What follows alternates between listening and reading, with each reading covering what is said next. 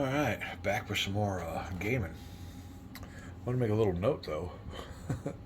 My new light, I think, is dying on me. I got it on. It don't even seem like it's on.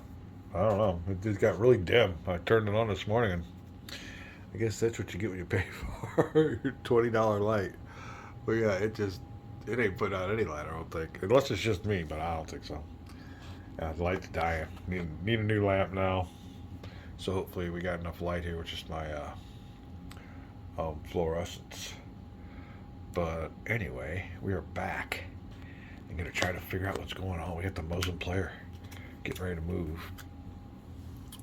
Old Saladin came out of Mosul fresh from his bout with the pandemic, or epidemic back then. Took out him and a bunch of his forces, but he's back at it. Whether he's as good as his old self or what, but we'll see. Alright, look at some cards here. Find out what the Muslim player is going to do for his strategy phase. Be right back. Alright, got a plan. And interesting to see how it works out. These cards here for the Muslim player all have either battle events or siege events I can use, or events I can use. So I'm going to hold off on this. What I thought about doing, my first thought here was to make a vassal move. Get some of these guys going and gather them around here with Saladin. I can play out 3 op card, and if I move just cavalry, I can move 3 cavalry plus 1, so I can kind of get 4 of them together. But I think I'm going to take the initiative, be bold. I'm moving Saladin. He's going to move here to Aleppo, probably pick up 1 unit, and then I'll siege. I'll fight the little Christians here at Gaston, and it's just a castle that's probably reduced. I think I see pink underneath there, so that sucker's reduced anyway. So that'll be easy pickings. And then we're moving straight on to Antioch. I'll let the Christian player try to respond any way he can, but I don't think he's going to be able to, and I got some good cards here. So it's on for the Muslim player. I think he has a good strategy. He can get up there real quick. See how quick we can make Gaston fall and get over here to Antioch before they respond too much in kind. Oh, another thing. I don't know what happened to my sound. I'm going to have to replay this because a little, what do you call it? A little microphone just came up, and I think it had a slash to it. So, and my last video didn't have no sound. So let me check that out real quick, and we'll be back. Sound check good. So the Christian player or the Muslim player is, and this the thing of it is, this would have been a great card for the Christian player. Flip up the 3 of the siege castles unmarked that are on their little garrison side. And I think I got at least 2 of them. So a shame, but I'm going to use this card for its ops value and move Saladin. So go ahead and flip that card on over here, and we'll see how Saladin's going to move. We'll be right back. Alright, we are back. And Saladin moved up. Like I said, grabbed a unit at Aleppo, left 1 there as a garrison. I've calculated the resistance factor as 4. Now, the castle is on its reduced side, but you don't get no modifiers for a Templar castle. It's a Templar castle. Hold on a second, we'll be right back. Alright, we're back. Sorry about the dog interruptions, but so that's what we got, a resistance factor 4. Start out with 3, but I think he gets a +1 for if the stronghold is a Templar, Hospital, or Assassin castle, you get a +1. So it start out as a 3. Because it's a Templar castle, it gets a +1, and it is reduced, but there's no negative modifiers for being a Templar castle. Now, Saladin is there, and he is going to make a call for surrender, but he has to roll 4 or higher with no modifiers here. The capacity of a failed surrender, the number of previously failed surrender attempts, and that's a 1. So we got a -1 on the roll, but Saladin negates that with his battle rating of 3 of 4. He's got a battle rating of 3. He would suffer a loss if he had fewer than 6 units, but he's got more than 6. And now here, there's an unbesieged army that is close by, but it hasn't got half the strength that Saladin has, so he won't be able to help out their morale on the call of surrender. So the Muslim players are going to go for it, looking for a 5 or 6 for a call to surrender. Doesn't get it. All right, well, that comes with a penalty. We will move that call to surrender up to 2, and now it's really going to be a -2 on that die roll for any calls to surrender, so that hurt. And Saladin will now try to attempt a blockade. We'll be right back. Establishing a blockade. All right. If it's a port, no blockade is established, but it's not a port. So I subtract the number of units, not steps, inside of the stronghold from the number of units besieging, not steps. So I have a castle counts as 1 unit, so I got 1 unit in there, plus the castle is 2.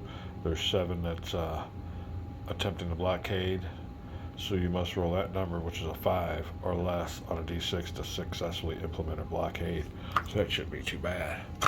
5 or less. 1. So blockade is definitely established. Let me see if I got a blockaded marker. I'm sure I do here. Oh, there we go. So, don't mean to be too fast on y'all there, but we'll mark this down as, we'll put it right here next to it. We all know what's going on here. So, resistance factor of 4, and a blockade can be established. That's all we can do in this turn. We'll attempt an assault on the next turn. So, that is it. Christian response. Making steps towards Antioch, trying to get some points. Castle will count as a half a point if I get it. And we will mark it victory points accordingly. We'll be back. Oh, just another side note. My lamp is back. I was totally right. I had to unplug it because I was going to bring another lamp in. I'm like, well, this one's trash. I guess $20. I unplugged it. Don't know what it was about it. We plugged it back in, turned it on, it's as bright as could be. Yeah, I knew that thing was as dim as gonna get out. My girlfriend's like, oh, that's weird. No, it's bright now. So, yeah, lamp works, reset it, and everything else.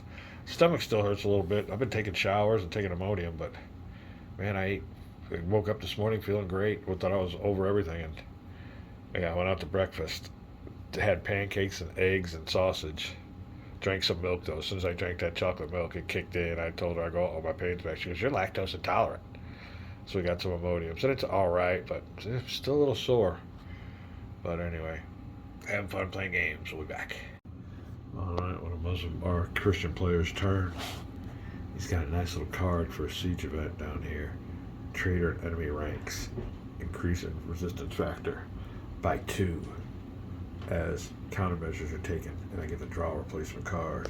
So we will grab a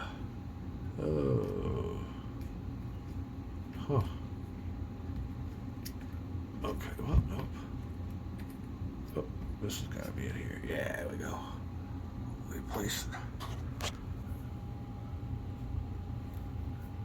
with a 6. Deal with that. Trader in the works. Helping out the Christian player.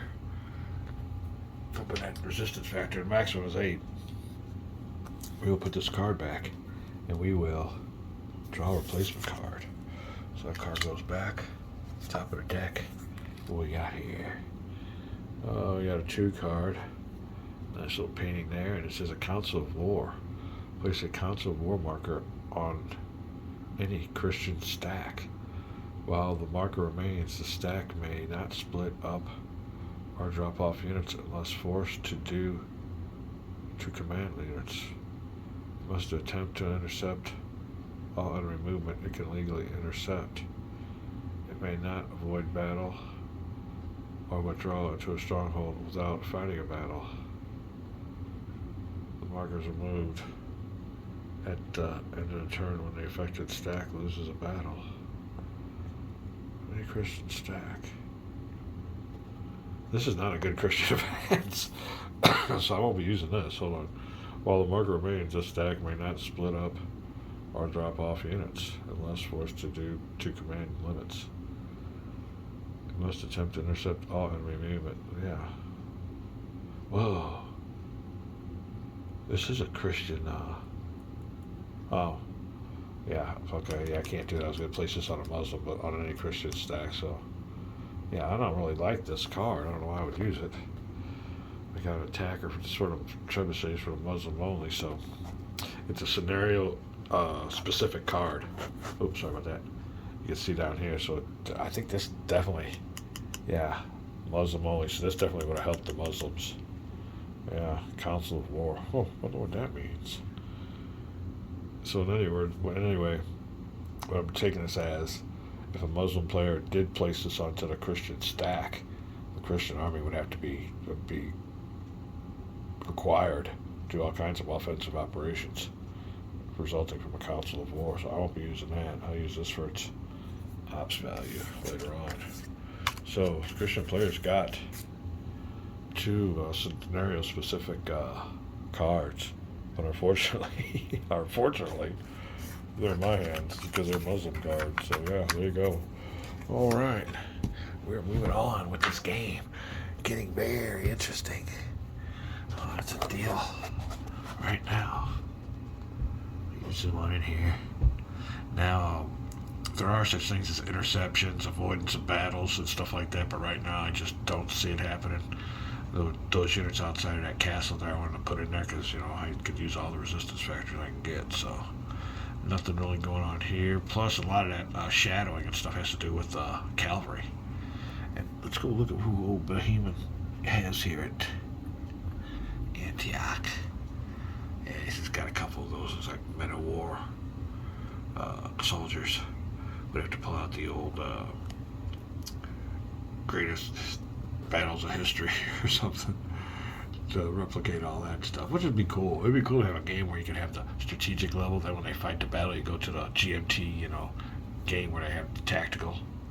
Maybe somebody put that together someday. I got all kinds of ideas. I got ideas of a gaming tournament, gaming club, kind of like they have, just any other sport where you play for money. I'm always in it for money because when people's in money, you're gonna have so many people, drop out and stuff.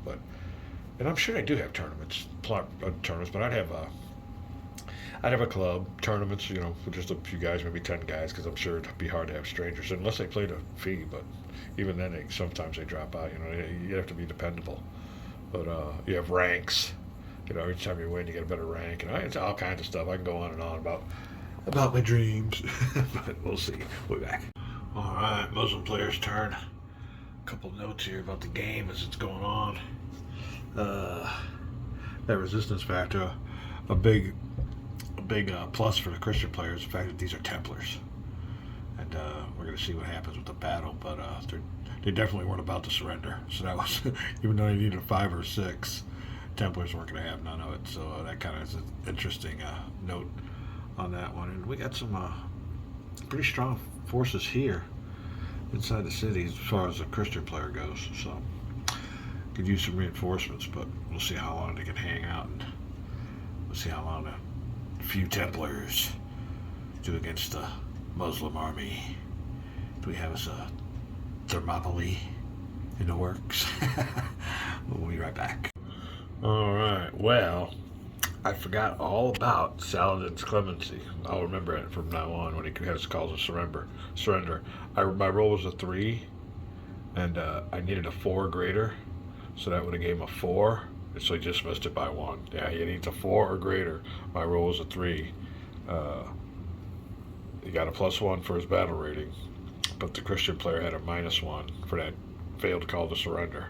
So that was 0. But then he would have got a +1. I rolled a 3, would have made it a 4, but still came up short, so it didn't affect the game.